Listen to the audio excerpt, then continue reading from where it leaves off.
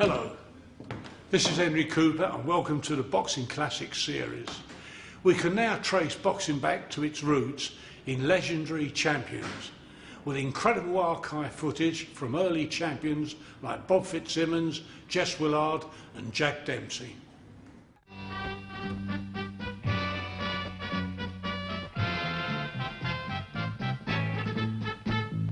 Way back when men were men, they always came out fighting, rough and ready, tough and steady, like a bolt of lightning, smashing and mauling, bashing and brawling in the good old-fashioned way. Scream and shout, he's down and out, all those were the days.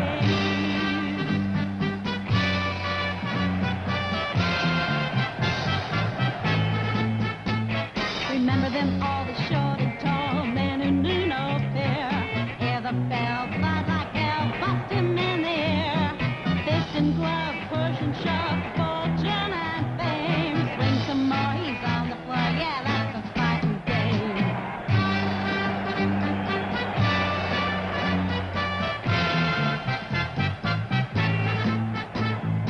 Now you know we're gonna show the men a fist of glory. Brash and bold, they will unfold a truly smashing story. From 1880 to 1930, you'll see everything.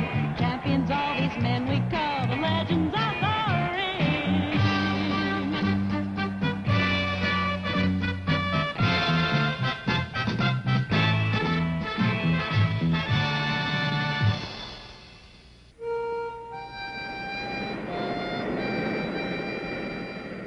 In 1882, the famous English writer, Oscar Wilde, came 4,000 miles to Mississippi.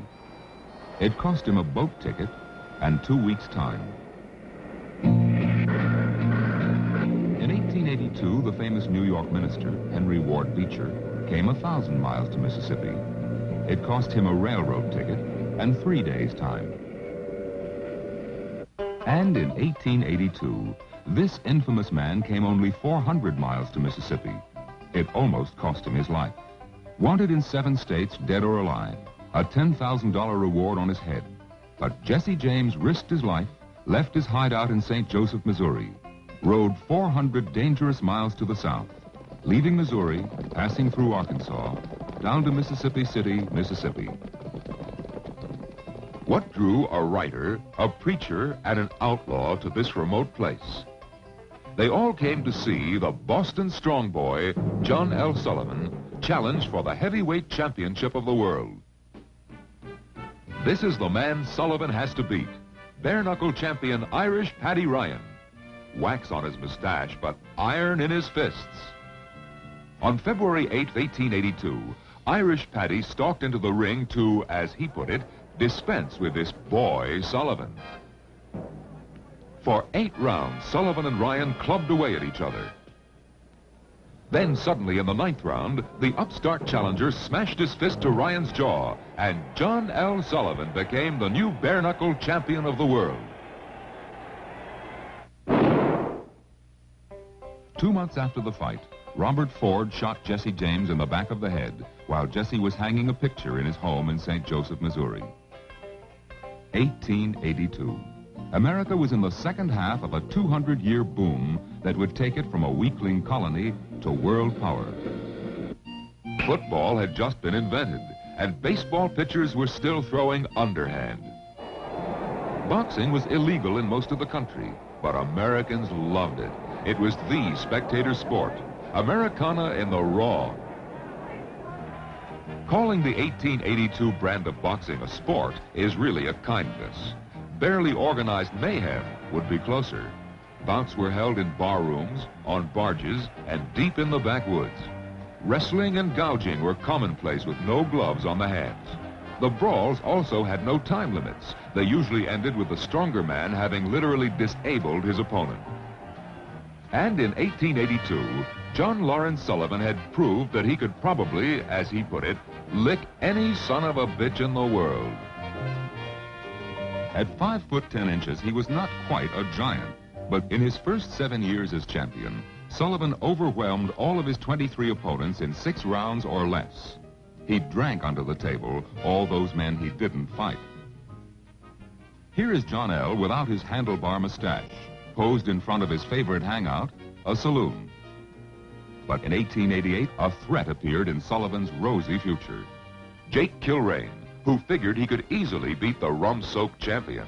The Sullivan-Kilrain fight is the most famous bare-knuckle contest ever held.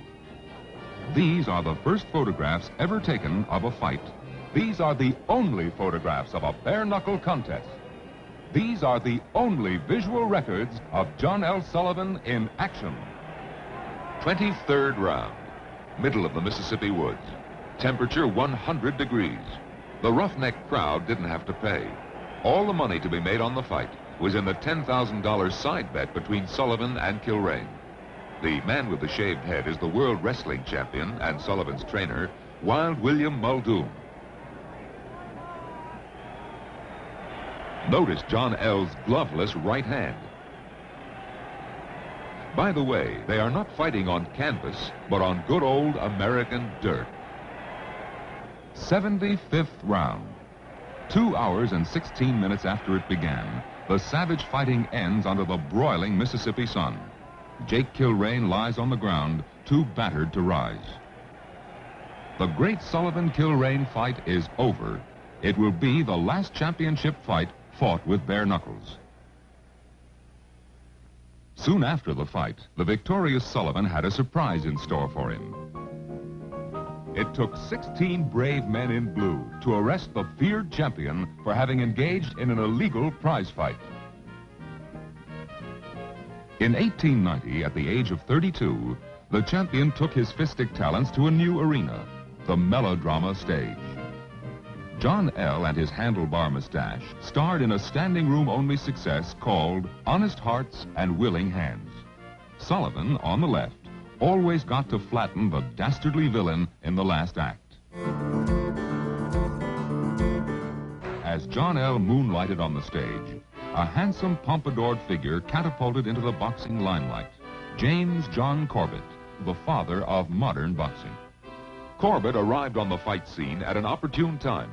A new set of rules, sponsored by the English nobleman, the Marquis of Queensberry, had been gradually gaining favor. The bare-knuckle era was about to end. When James J. Corbett and John L. Sullivan donned gloves on September 7, 1892, it was the start of the modern era of boxing. This crude drawing is the only record of the scene, the Olympic Sporting Club in New Orleans. No photos exist, but evidently it wasn't much of a contest. Sullivan didn't have wrestler Muldoon to get him in shape, and he looked as if he had trained for a pie-eating contest rather than a championship fight. For 20 rounds, the will-o'-the-wisp Corbett danced around the champion, waiting for the opportunity to strike. In the 21st round, with Sullivan reduced to a puffing, exhausted shell, the opening came. John L. Sullivan toppled to the floor. And James John Corbett, the man who is credited with bringing science to the manly art of fisticuffs, stood victorious over America's idol, the invincible John L. Sullivan.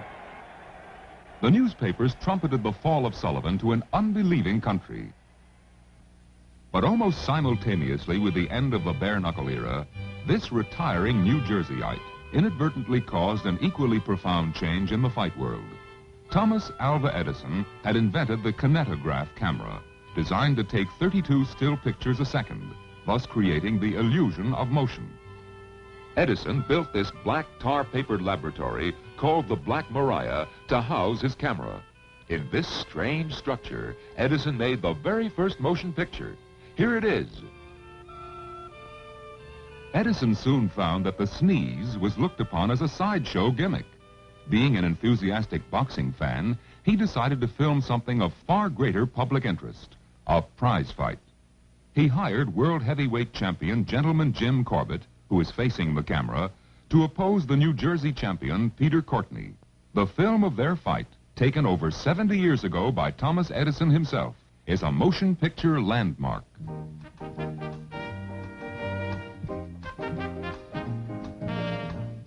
Notice Gentleman Jim Corbett's short shorts. Peter Courtney wears longer fighting pants.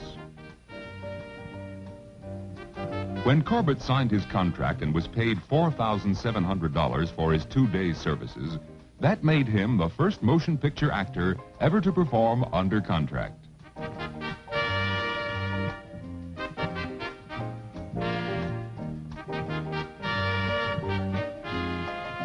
This is also the first film ever to make money. It grossed over $30,000. Edison found that nothing convinces skeptics like cash. Motion pictures had arrived as a legitimate and profitable entertainment form. Watch Peter miss with this murderously intended punch. You can't fault Courtney's enthusiasm or Corbett's wardrobe.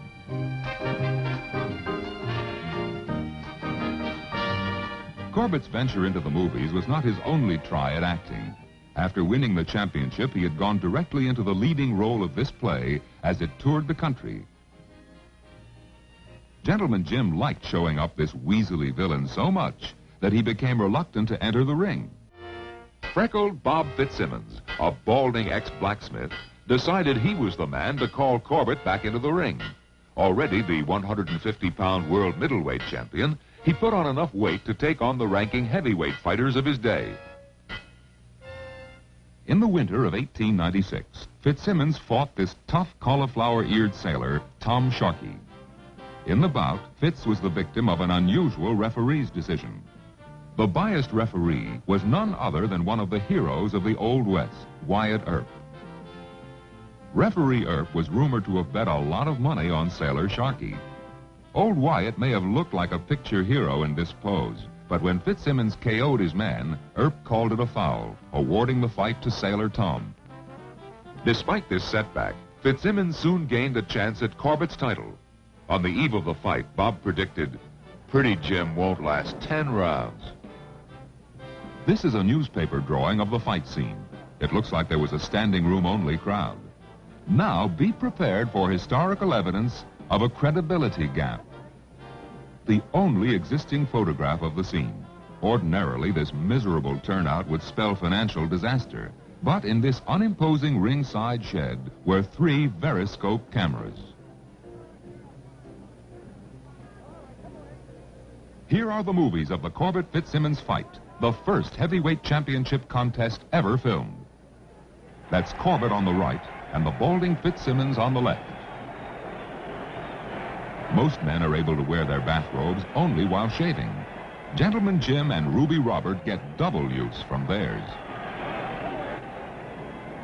Gentleman Jim stands ready and seemingly impatient for round 1 to get underway. The bell rings and the scheduled 25-round bout begins. In the foreground, in the derby, is the timekeeper for the fight, Bat Masterson. The old frontier gunfighter had become a fixture in the fight scene because of his undisputed effectiveness in collecting guns and knives from the spectators. 14th round. Corbett, with his back to the camera, is well ahead on points, and Fitzsimmons' nose is bleeding badly. But amazingly, the challenger is starting to press the fight.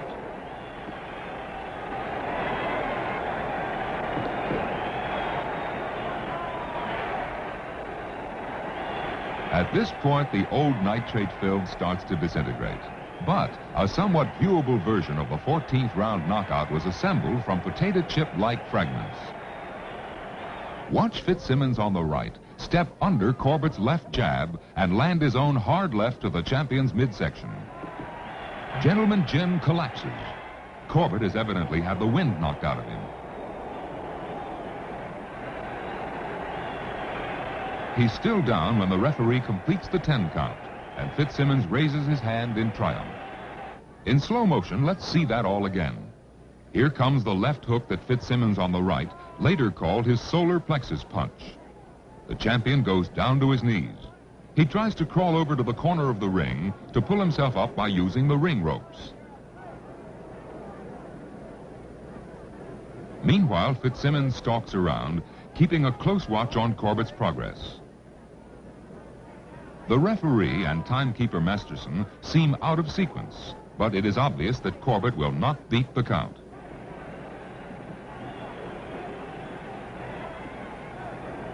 Gentleman Jim has lost his heavyweight crown.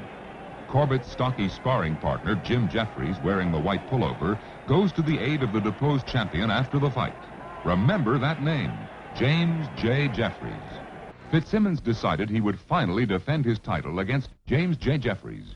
Jeffries had won his first 11 professional fights in a row, but he was considered slow and clumsy. Coney Island, New York, June 9th, 1899. We see Fitzsimmons on the right shaking hands with a burly Jeffries. The first attempt to film a fight indoors failed when the special lights installed in the arena blew out in the first round. For 10 rounds, Fitz belted Jeffries with all his best punches. Then, in the 11th round, Jeffries landed a ponderous left. James J. Jeffries became the new champion. Only 2 days later, a reenactment of the bout was staged. 2 actors, one visibly bald-headed, the other solidly chunky, played the principal roles. You quickly see these 2 gentlemen were devoted method actors.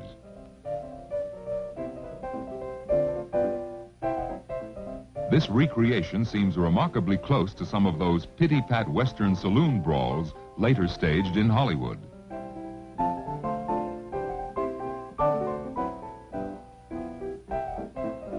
The pseudo round ends, and the referee takes the opportunity to get himself center screen in the movies. Back in the world of reality, Jeffries was demonstrating he was an uncomplicated man as well as a dogged fighter. He set about facing all the legitimate contenders. James J. first arranged to meet sailor Tom Sharkey, Wyatt Earp's old protege. Sharkey had given Jeffries a terrific battle before Jim had won the title. Their return match was the last important fight of the 1800s. It was also the first indoor fight successfully filmed. The special lights used were so hot, the fighter's hair was singed. The official movies of the fight were lost, but this version of the fight was pirated from inside a cigar box. That's right, shot with a camera that was hidden inside a cigar box. The quality isn't too clear, but you can get an idea of the scene and the incredibly bright lights. A hat of a spectator will occasionally block out the foreground. Jeffries is the larger of the 2 in the slightly darker shorts.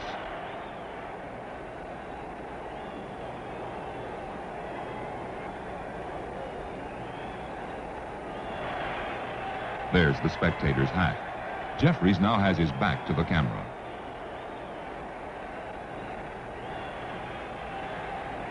James Jeffries eventually won by decision over Sharkey in 25 hard-fought rounds. Now meet the same 2 men 25 years later, the year 1926. Jim Jeffries and a top-heavy Tom Sharkey. They were on a vaudeville tour together and agreed to stage a minor return match in this hallway for a camera. You can see why this was a slapstick circuit favorite. The 25 years has at least not affected the 2 oldsters' enthusiasm. President Teddy Roosevelt is busy pushing through his trust-busting policies and his plans for the Panama Canal. 2 bicycle builders are regularly sending an odd-looking vehicle skyward at Kitty Hawk, North Carolina. The Wright brothers have quietly inaugurated the space age. Buffalo Bill, William F. Cody, is giving out frontier greetings at his touring Wild West show.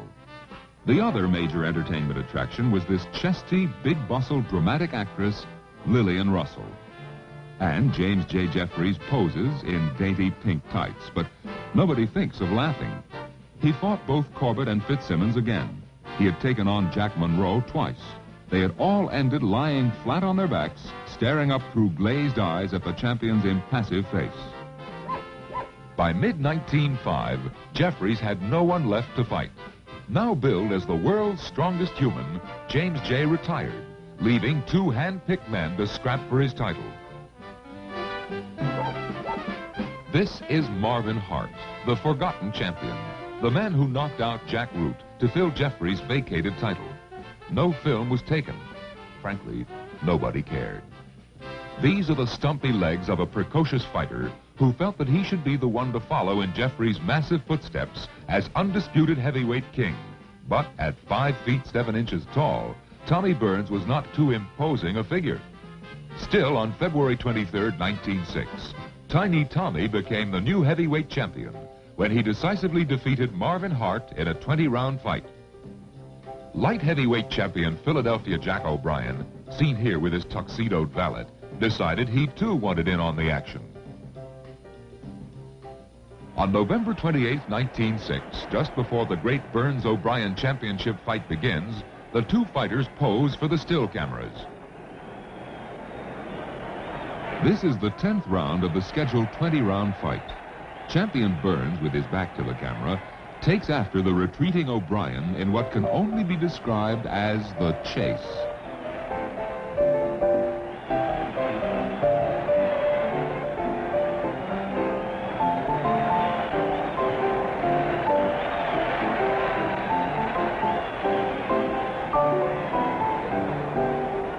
Philadelphia Jack finally stops and throws a few punches. The referee will try to break the two fighters apart as they lock in a fervent clinch. The official is none other than the former champion, James J. Jeffries, who's come in from his alfalfa farm for a little action. So far, he hasn't gotten much. The 20th round. The fight has deteriorated into a wrestling match. Jeffries attempts to break another clinch, but the overweight 300-pound former champion has trouble getting the fighters apart. He gives up as the fight ends.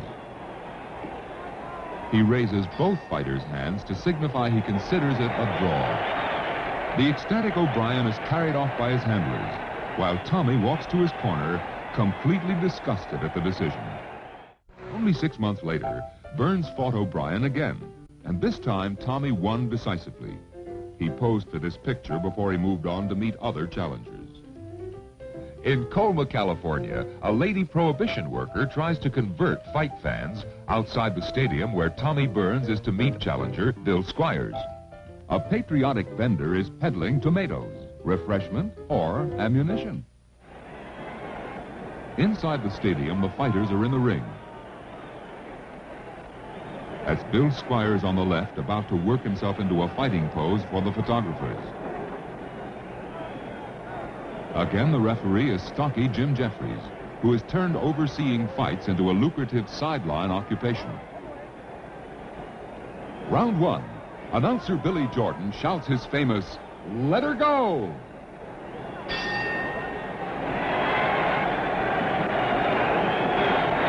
Burns again is giving away 4 inches in height to his opponent.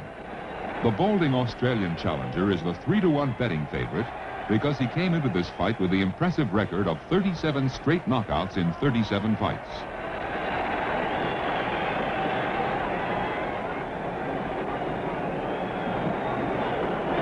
But Tiny Tommy Burns is soon getting home with his equalizer, his booming right hand.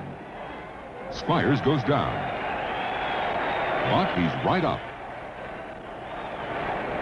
The crowd thinks it's just a fluke knockdown.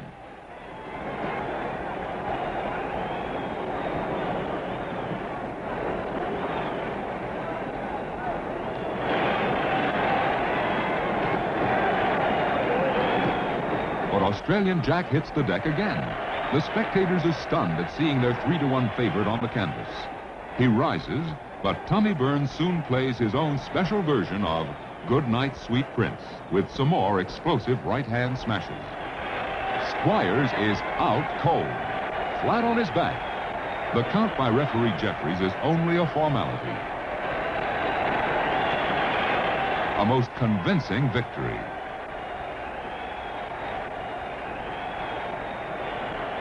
There is pandemonium in the ring. In the fall of 1907, the increasingly dapper Tommy took his title overseas, matched to meet the heavyweight champions of the various European countries. Round one of a title fight in London, England. Burns' corner man rubs grease on Tommy's head before he goes out to battle Gunnar Moyer, the heavyweight champion of the British Isles.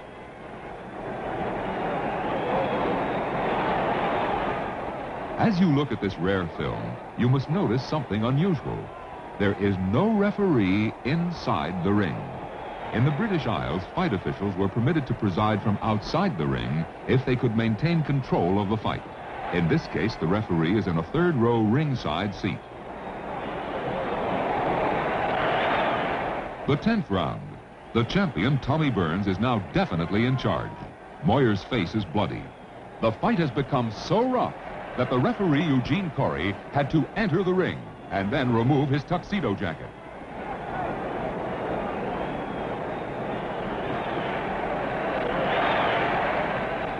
Two right-hand blasts by Tommy, and Gunner goes down. Gamely, the battered challenger struggles to his feet. Now watch Tommy try to finish it.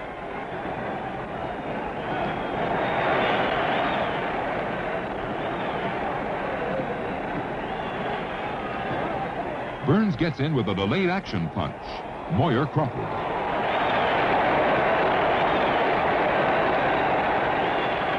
Gunner again struggles to his feet. Not to be denied, Tommy sends the Englishman reeling against the ropes. Now watch the final dynamite right hand. Wham!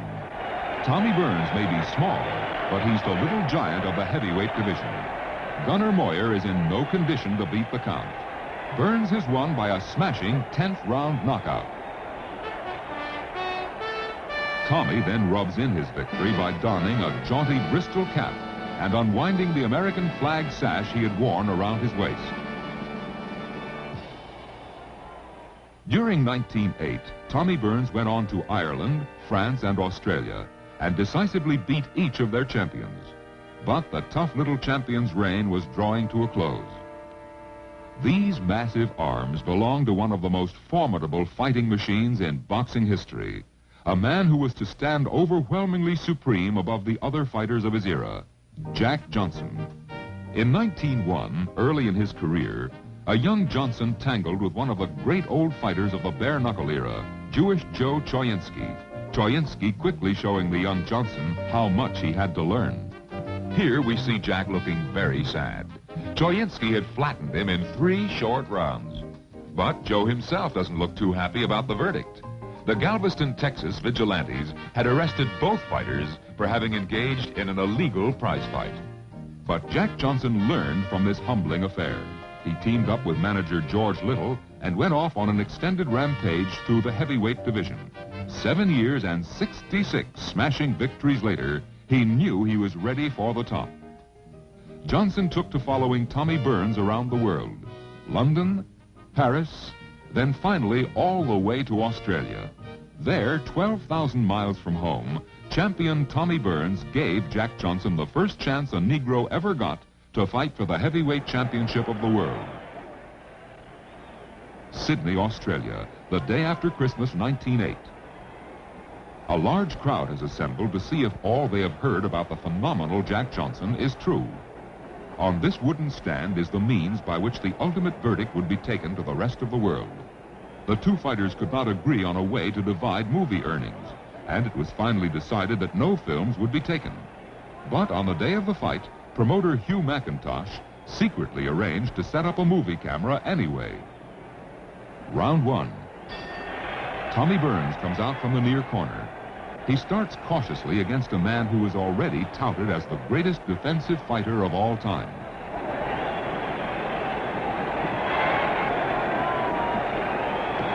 Look at the 6-inch height difference between the two men. Johnson smiles as he ties up the champion. Ringside reporters wrote that he taunted Burns. "What you got, Mr. Tommy? You ain't showed me nothing. What you got, Mr. Tommy?" Burns doesn't seem to know how to reach his tormentor. See the referee. He's promoter Hugh McIntosh, who has never refereed before and never will again. He had to officiate because the two fighters could not even agree on a referee.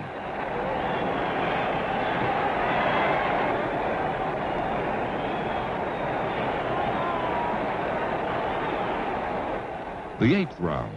To most of the spectators, the fight is already a foregone conclusion. In a devastating flurry, Jack Johnson shows that he can handle champion Tommy Burns like a small child.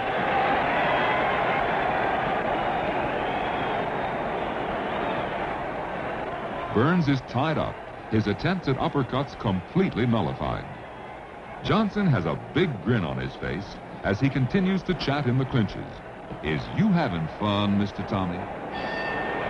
As the bell rings, Jack gives a friendly little wave to Burns. See you later, Mr. Tommy. 14th round. Renowned sports writer Damon Runyon, who had come 12,000 miles to report the contest, was to write, "Not 1 second of any round could legitimately be scored for Burns." Finally, Johnson decides to put an end to the lopsided contest. He advances on the smaller man, and then suddenly, tiger-like, he attacks. Punches rain on the champion. Burns reels around the ring, helpless. At this very moment, the police stepped in and shut off the cameras. Seconds later, they stopped the fight. Jack Johnson was awarded the world's heavyweight championship on the spot. Back in the United States in 1909, Americans were in the throes of one of the most violent reform movements in history. In this film clip, we see the famous temperance leader, Carrie Nation, and two compatriots demonstrate their own brand of salvation, saloon busting with their trusty hatchets.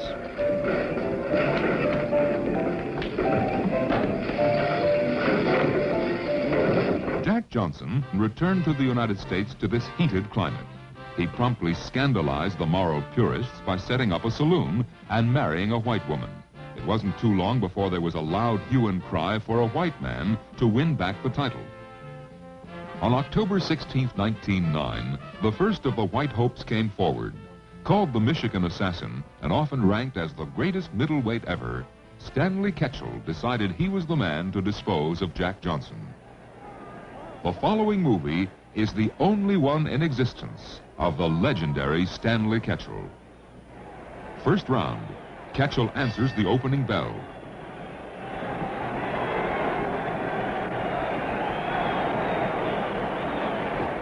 The fight promoter, Tex Rickard, was very skeptical of signing what he correctly imagined to be a small middleweight.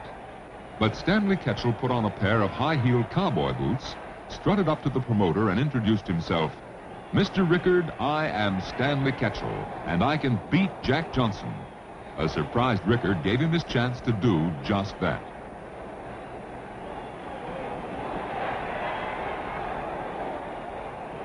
Second round. The partisan fight fans have been shouting to Ketchel to flatten the grinning Johnson. Jack has other ideas as he scores the first knockdown.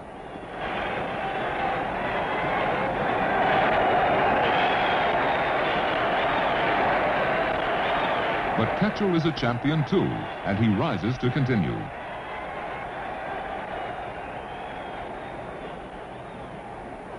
Ninth round. Ketchel is still trying to solve Johnson's style.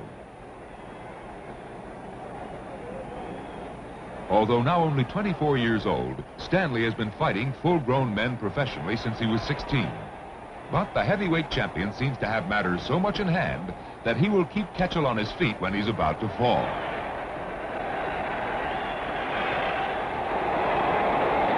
As a boy, Ketchel ran with a very rough crowd, including such notorious outlaws of the time as Cole Younger and Emmett Dalton. But it was hot blood, not bad company, that would prove Stanley's undoing. Exactly 1 year after this fight, Ketchel will be dead. An irate farmer put 2 bullets into his head after Stanley seduced his daughter. 12th round. It's been Johnson all the way, but the dogged middleweight has a surprise waiting for the overconfident heavyweight champion. Ketchel gets in with one of his renowned right hands.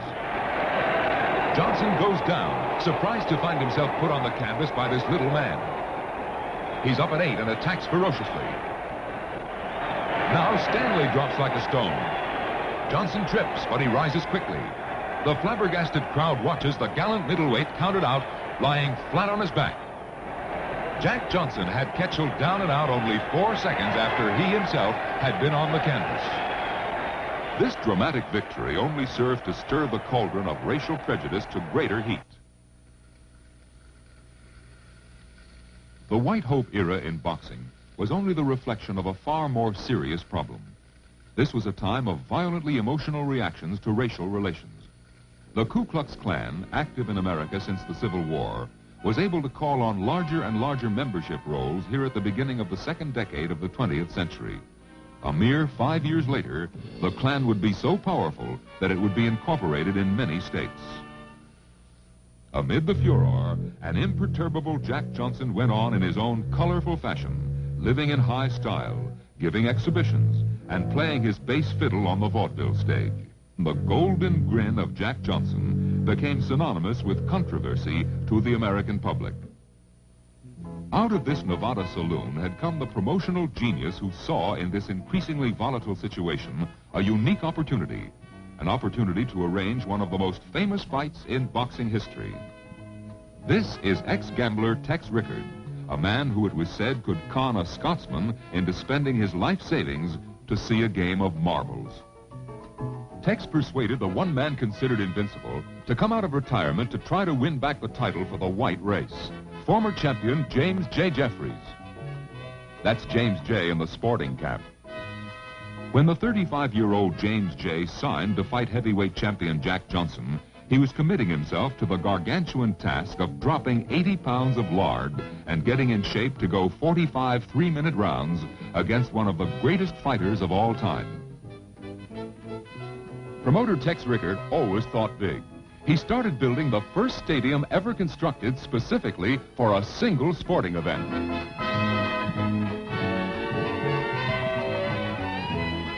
Racial solidarity was the catchword of the day as the fighters opened their training camps. Jeffries stands with former champs Gentleman Jim Corbett on the left and John L. Sullivan. In this rarest of rare footage, the two old ring giants give a mock sparring demonstration. This is the only film of John L. Sullivan that even hints of his fabled ring prowess. There had been an 18-year-old feud between the two men. Thus, the two amicable oldsters demonstrate their mutual support of Jim Jeffries by shaking hands. To help get in shape, Jeffries spars with another old-time great, old bare-knuckle battler Joe Choyinski. We see Joe wearing long white tights. And Jim Jeffries has unbelievably slimmed down to his former ring weight of 220 pounds. He once again looks like the formidable Boilermaker. The 4th of July, 1910. The streets of Reno, Nevada were in pandemonium. 30,000 people had come to see the fight being billed as the Battle of the Century. The President of the United States, William Howard Taft, was petitioned to be referee for the contest. The President reluctantly refused. Inside the stadium, champion Jack Johnson enters the ring first. He was superstitious about this point and made it a condition in all his fight contracts.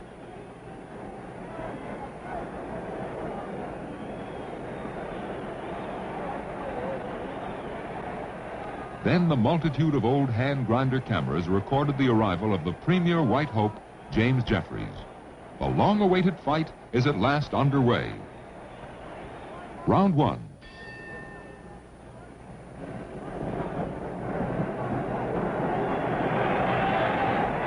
The fight will be an endurance contest in the 101-degree heat.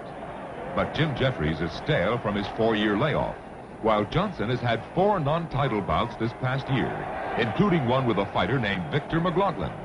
McLaughlin later retired from the ring and went on to become an Oscar-winning Hollywood movie star.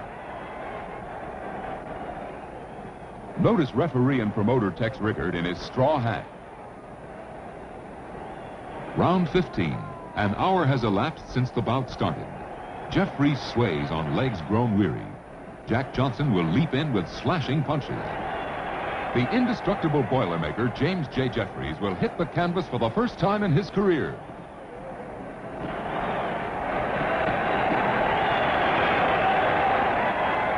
The former champion slumps like a tired old man, but gamely attempts to get up. Referee Tex Rickard holds Johnson away, but Jack smashes Jeffries through the ropes.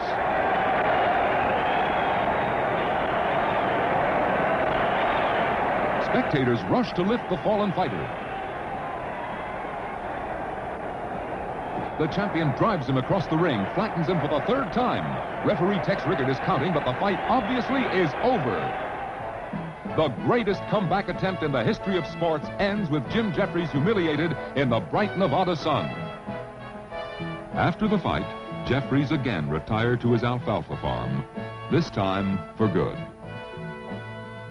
In later, calmer days, we see him joking with his old employer, Gentleman Jim Corbett. But the repercussions of the Johnson fight were to haunt Jeffries and the fight game for many years. As a result of race riots erupting in many cities after films of the contest were shown, Congress passed a law barring fight films from interstate commerce. For 28 years, this law prohibited Americans from seeing boxing movies.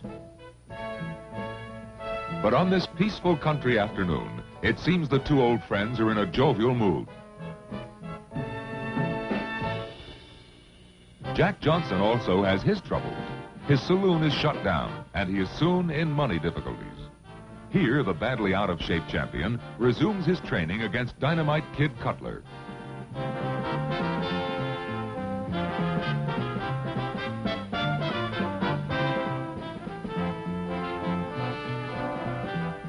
Cutler looks like he might have been an excellent overhand pitcher. That overhand right was thrown like a hand grenade. A few months later, Johnson signed to fight heavyweight contender fireman Jim Flynn, seen seated second from the right. Johnson agreed to let the promoters advertise the bout as a fight to the finish. Thus, the Johnson-Flynn fight is the last unlimited-length contest in boxing history. The fight, held in Las Vegas, Nevada, 4th of July, 1912, turned out to be one of the most wildly comic mismatches ever seen. This is the first round. The photographer has trouble keeping the fighters' heads in the picture. The motion picture camera still did not have a reliable viewing system. Aiming the lens was done almost by instinct. But we see Johnson demonstrate his Morse code prowess by landing a rat-a-tat-tat on Flynn's nose. It looks as though Flynn didn't get the message as he bores in again.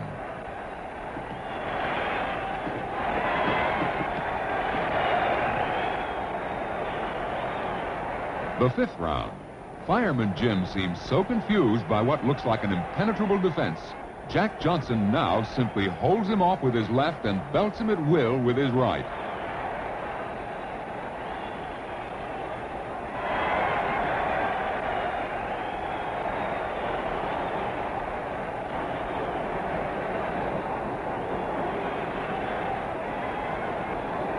After taking a couple of extra hard Johnson uppercuts, Flynn jumps up and down trying to butt with his head.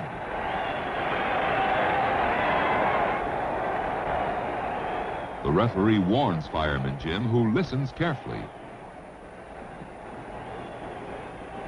Then Jim returns to the fray.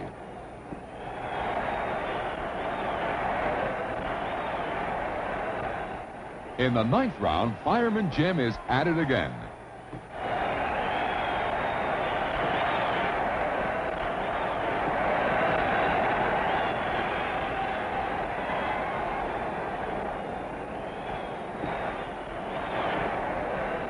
Hippity-hop goes this particularly hard-headed jackrabbit.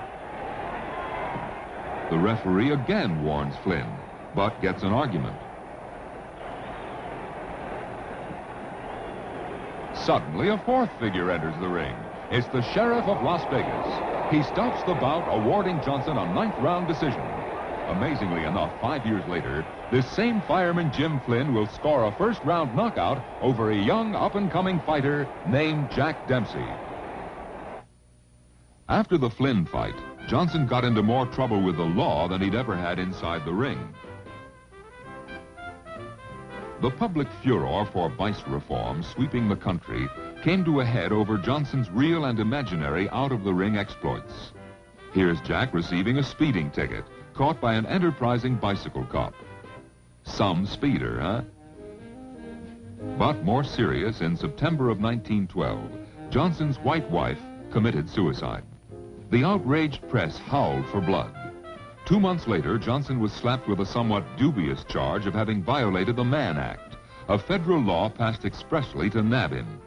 Despite the fact that Johnson had married the woman, he was convicted after a short trial. Johnson chose to jump bail and flee the country rather than face jail. Here's Jack Johnson in London in 1913 with his new wife. But he didn't stay long. English authorities, concerned about harming Anglo-American relations, soon told him he was not wanted. So he packed up his new bride and went to Paris. Here they are posing in the City of Light.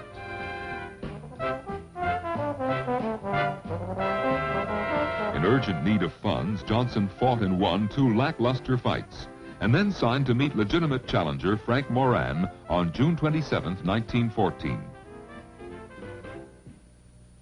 The French ring announcer didn't have a microphone. Rudy Valley would have been envious of this giant megaphone. The youngest referee in boxing history, 19-year-old Georges Carpentier, calls the fighters together for their instructions. The 5th round of a surprisingly close fight. Moran gets home with 2 good punches. The undaunted Johnson steps back and gives him a hearty round of applause.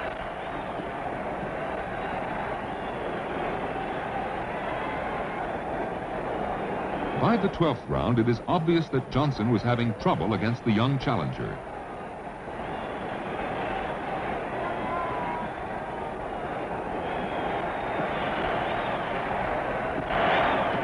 Frank goes stumbling through the ropes in his eagerness to get at the tiring champion.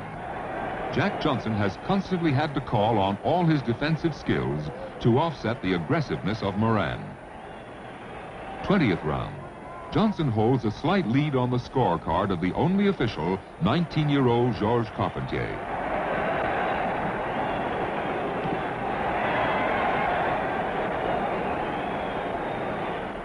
The fight ends, and Carpentier declares Johnson the winner and still heavyweight champion of the world. Back in the U.S., the quest for a white hope has built to a fever pitch. This skinny-legged 19-year-old Tanktown brawler named Kid Blackie was not even considered. But later, as Jack Dempsey, he would completely outshine all the momentary sensations of these turbulent times. The man eventually to get the call was a more impressive figure. Jess Willard, a 6'6" giant from Pottawatomie County, Kansas. Willard had been a circus strongman until he was 30 years old. Then flamboyant fight manager Tom Jones, seen here with Jess, nicknamed him the Pottawatomie Giant and persuaded him to enter the fight game. Jess started training with but one thought in mind, a championship bout. Willard was not a clever boxer, but his immense strength and fantastic endurance made him a formidable opponent in those days when a fight could go as long as 45 3-minute rounds. 1915.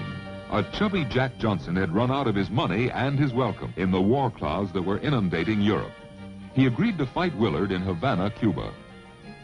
Here are Johnson and Willard being introduced in Havana 1 week before the fight.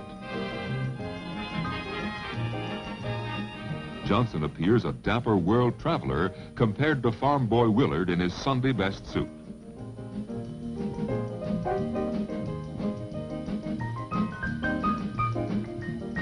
The timekeeper for the upcoming fight takes a bow. It's none other than Bat Masterson, the fabled Western gunfighter and marshal. As you can see, he must have used a toupee for his TV appearances. The morning of April 5th, Johnson, as usual, enters the ring first. At this time, Jack Johnson had not set foot in the United States in 3 years. Jess appears a fearsome figure dressed all in black. This is the man that an estimated 40 million Americans will be rooting for while getting telegraphed round-by-round accounts of the forthcoming battle. In 1915, the fighters were required to weigh in just before the fight. The scales confirmed the expected 60-pound difference between champion and challenger.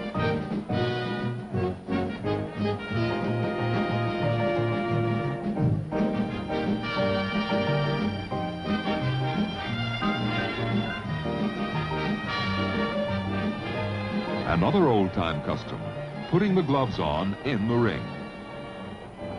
On Johnson's right is Sam McVeigh, another all-time great Negro heavyweight.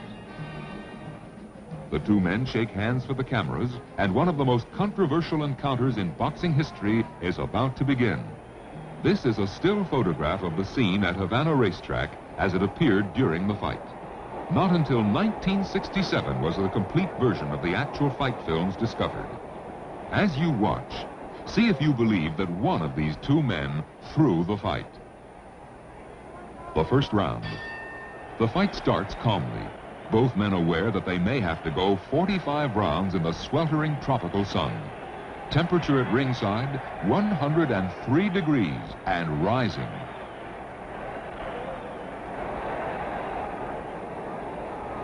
The bout was originally to be held in Mexico City, with Pancho Villa providing the money. Adverse developments in the Mexican Revolution forced the fight to be moved here to Cuba.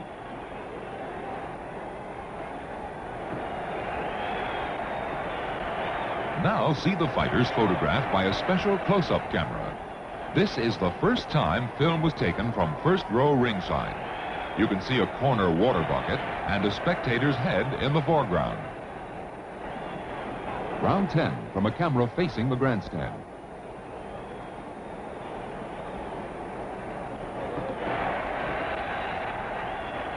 Johnson is showing the skeptics that he's still the best boxer in the world, scoring in flurries to gain a commanding point lead. But this fight is becoming an endurance contest, with conditioning the decisive factor. Johnson, in his 7th year as champion, second only to Sullivan in longevity, does not have time on his side.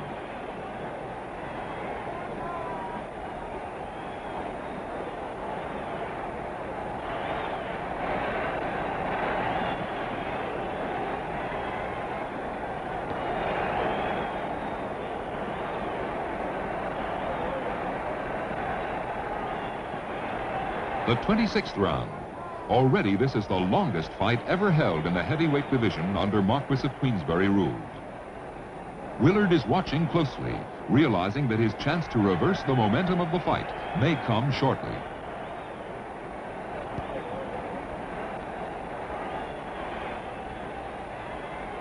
Suddenly, Jess lashes out with a ponderous right. Johnson goes down. Referee Jack Welch counts, but the champion doesn't move. 8, 9, 10. Jess Willard is the new heavyweight champion of the world, scoring a convincing 26th round knockout. The partisan crowd goes wild. They surround Willard.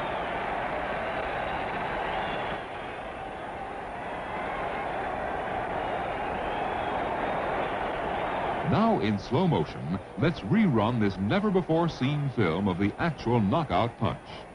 Willard feints, then gets in with that explosive right. Johnson, trumpling, tries to pull Jess with him. Willard catches himself on the ropes and steps back. At first, the champion's legs are bent, but then they slip down as the champion passes out cold.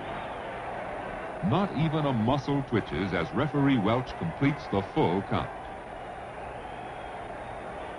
Because of federal laws, no films of this fight were shown in the United States. Only this still photograph was seen by the American public. And ego-stung Johnson, despondent at losing the title he had held for 7 years, used this photo to justify the claim that he had thrown the fight to Jess Willard. Jack said he was shading his eyes as he lay facing the bright Cuban sun. In 1920, Jack Johnson ended his lengthy exile and at long last returned to the United States. Here he gives himself up to federal deputy Billy Mitchell at the Mexican border 8 years after he had jumped bail. Following what proved to be an embarrassingly triumphal cross-country railroad trip, Johnson was placed in Leavenworth Penitentiary for 1 year. While there, he held press conferences, gave exhibitions, and posed with his proud jailer. That's the warden in the white shirt. When released, Jack Johnson happily resumed his vaudeville career. He leads a jazz band in a style Duke Ellington could never emulate.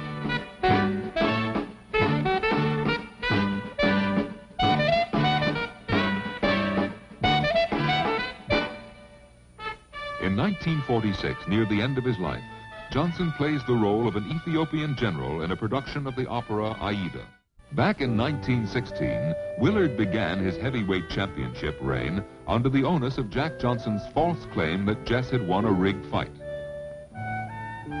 Willard's first title defense in 1916 was a successful but uninteresting 10-round decision over the boxing veteran Frank Moran. Soon, however, boxing would go into a state of suspended animation. The reason? a spectacle bigger than any sporting event could provide, was in the middle of its 4-year run in Europe. The First World War was approaching a climax, and 1917 drew American doughboys into European trenches.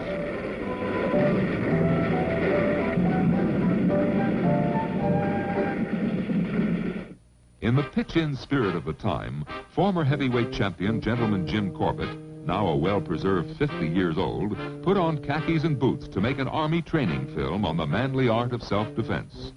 His balding opponent is Kid McCoy, who'd been the first light heavyweight champion when that division originated back in 1901.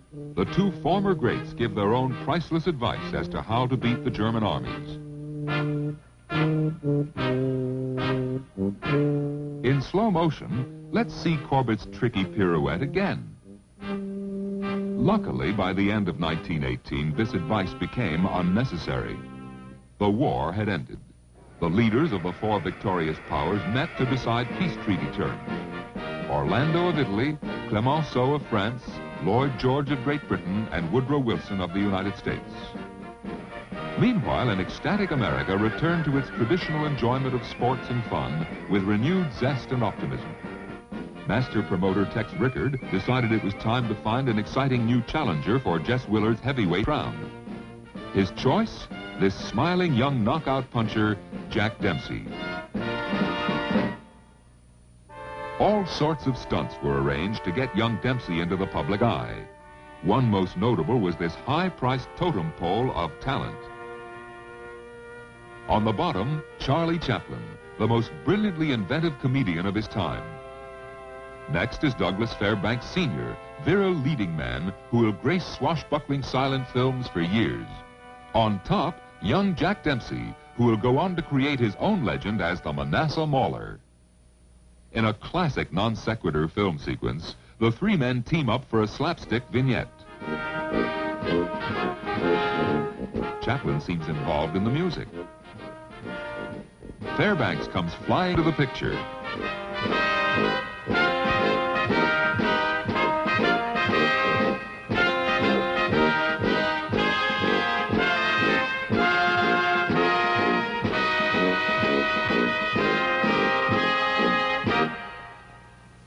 Now Dempsey joins the melee.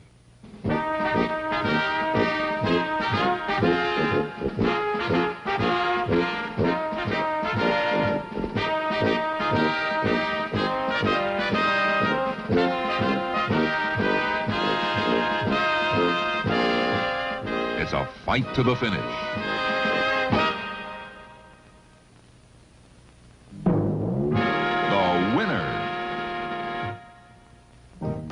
But for really effective build-up, Dempsey's explosive in-the-ring style made him his own best press agent. In the 7 bouts Jack fought before he took on Willard, he had 7 knockouts, all in 2 rounds or less. With Dempsey as colorful challenger, promoter Rickard proceeded with arrangements for the fight. Tex had an immense wooden stadium built in Toledo, Ohio, to house the huge crowds he expected. The cost? $100,000 worth of green lumber. As it turned out in the hot sun, the sap from the unseasoned wood ruined many a spectator's double-breasted suit. 8 a.m., the 4th of July, 1919. The first fans arrived for the fight to be held that afternoon. Ticket prices were high, particularly since the average American makes just $10 a week. That means many of these fans put in 6 weeks of work for their ringside seats. 2,000 women, including actress Ethel Barrymore, are seated in a special section fenced off by barbed wire. This forever ended the custom of all male fight crowds. When Dempsey comes in the ring, the temperature is a torrid 112 degrees. Willard arrives, gracefully acknowledges the crowd's enthusiastic welcome.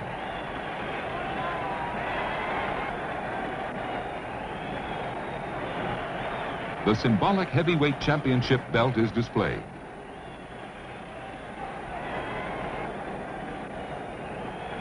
The fighters meet in the center of the ring to pose for the cameras. Jess Willard does not seem to be in the rock-hard shape he was against Jack Johnson 4 years earlier. But what a difference in size between champion and challenger. Moments before the opening bell, Dempsey rubs rosin on his feet. First round. The bell rings, but no one hears it because of the clamor of the crowd. Jess Willard stands confused, looking around.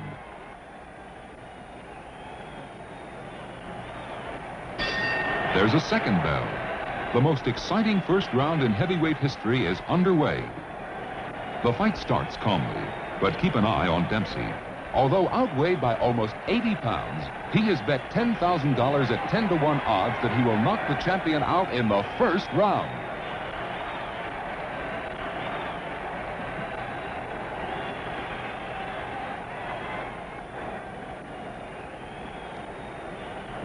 Four dynamite punches, and Willard is down for the first time in his 8-year career. The crowd surges to its feet.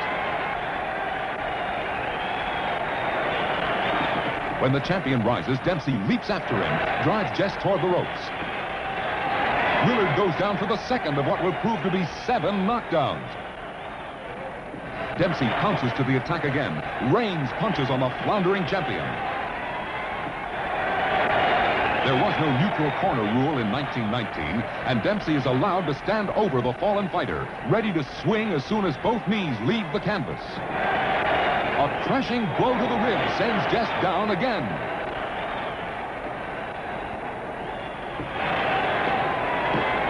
Willard desperately tries to fend off the raging challenger.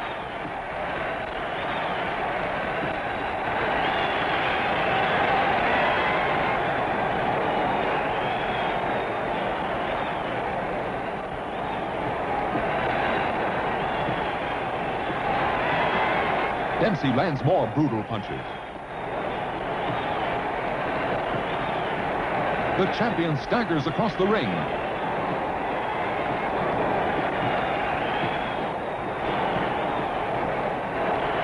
He's down again. The referee pushes Dempsey away. Willard pulls his battered body erect, only to be floored for the 7th time. Referee Ollie Picord is counting over the incredibly game champion. The bell rings, saving Willard from a first-round knockout, but no one hears it because of the fantastic uproar. Dempsey leaves the ring thinking he has won the championship and his 10-to-1 side bet, a $100,000 payoff. Meanwhile, Willard's handlers attend to him, desperately trying to ready Jess for the second round. With jaw broken and 2 ribs cracked, the battered champion is led to his corner. Dempsey's manager, Jack Doc Kearns, runs over and starts screaming after the young fighter. "Jack, come back! Jack, come back!" Dempsey returns and the fight continues. The mammoth Willard not only lasts through round 2, but he's still on his feet here in round 3. Dempsey is relentless on the attack, but in the blazing Toledo sun, Jess Willard is proving what is meant by the saying, he went out like a champion.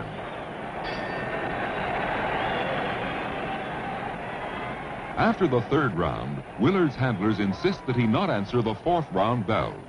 Jack Dempsey forges an instant legend as the Manasseh Mole. He has won the heavyweight championship in one of the most savage battles in ring history. In 1921, after 2 successful but unexciting defenses, Tex decided to put Dempsey against a genuinely popular challenger, the light heavyweight champion of the world, Frenchman Georges Carpentier. And one of the most successful promotions in the history of boxing gets underway. Tex Rickard immediately sets about building another of his green lumber arenas in Jersey City, New Jersey. First World War hero Carpentier arrives in the United States by boat.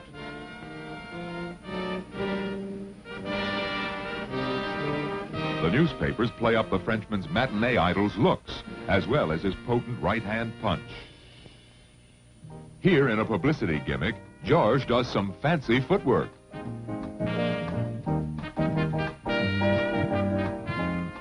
Then the Orchid Man gallantly offers an open shot at his chin and counts himself out.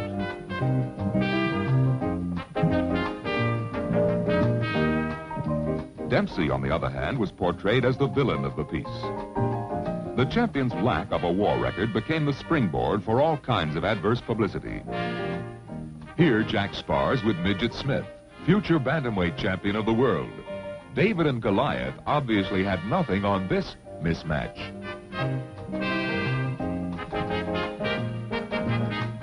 July 2nd, 1921. Police reinforcements arrive at the stadium at Boyle's 30 acres. Inside, Carpentier enters the ring to receive an hysterical ovation from the keyed-up crowd.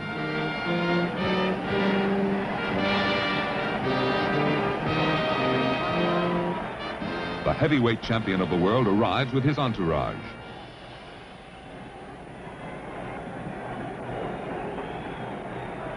A ferocious-looking Jack Dempsey with 2 days' growth of beard. Meanwhile, incredulous tellers were totaling the gate receipts. The total was $1,800,000, the first $1 million gate in boxing history.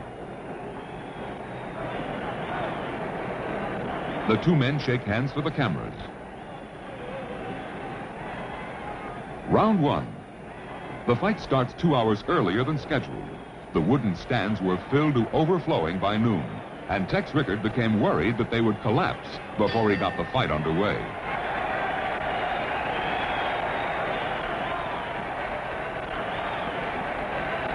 The Dempsey-Carpentier fight was the social event of 1921. The list of people who attended reads like a society and entertainment world who's who. Rockefeller, Ford, Vanderbilt, Whitney, Gould, Harriman, Baruch, Astor. Flo Ziegfeld of Follies fame was there. So was John Ringling of the Circus, Colonel Jacob Rupert of the Yankees, George M. Cohan, Al Jolson. It was the in place to be on July 2nd, 1921.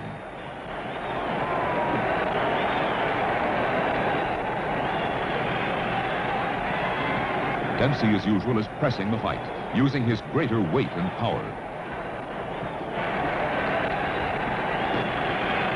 Round two, Carpentier gets home with his best weapon, his potent right hand. Dempsey is hurt. The crowd goes wild as George tries to press his advantage.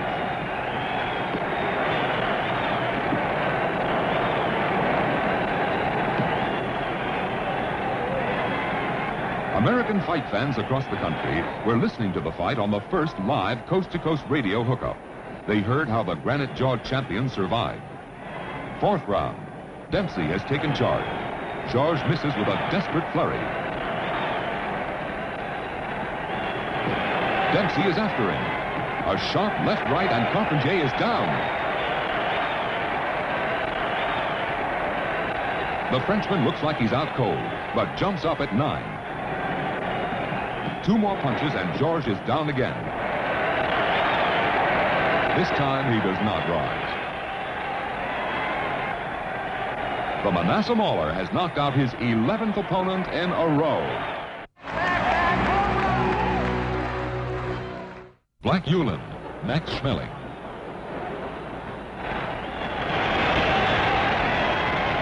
The Boston Gob, Jack Sharkey.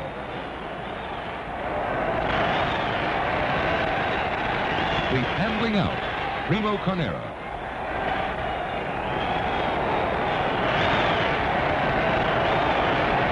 The Livermore Larifer, Max Baer.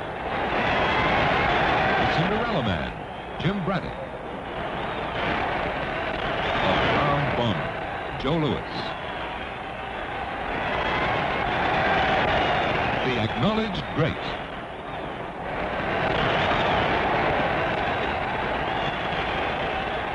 and the highly controversial champions that span the years to this very day. Someday, in the distant future, perhaps they too will become legendary champions.